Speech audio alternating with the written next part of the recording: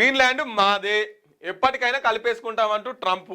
Easy పద్ధతిలో పని కాకుంటే కఠిన మార్గంలోనైనా తీసుకుంటాం. గ్రీన్లాండ్ ప్రజలకు ఇష్టమున్నా లేకున్నా విలీనం తప్పదు. మేము స్వాధీనం చేసుకుంటే ఆ పనిని రష్యా లేదా చేసుకోకుంటే ఆ పనిని రష్యా లేదా చైనా చేస్తాయి. అవి తమ పొరుగు దేశాలు కావడం ఇష్టం లేదన్న యుఎస్ ప్రెసిడెంట్. పుతిన్ను ఎత్తుకురావాల్సిన అవసరం లేదని కామెంటు. పుతిన్ను నువ్వు ఎత్తుకురావాల్సిన అవసరం లేదు కదా, నిన్ను అడుగుపెట్టనియరు అక్కడ. కానీ సో గ్రీన్లాండ్ కూడా మాదే అని చెప్పేసి మాట్లాడుతున్నారు ట్రంప్. ఇక భారతదేశం కూడా రేపు మాదే అంటాడు. ఇక మిగతా అన్ని దేశాలు కూడా మాయే అంటారు.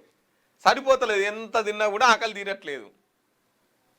కాబట్టి ఇక కావాలని చెప్పేసి వెనుకట కుంభకర్ణుడు కూడా ఆయన ఉండే కదా, అగో అట్లా మొత్తం అన్ని తినటానికి ఉన్నారు.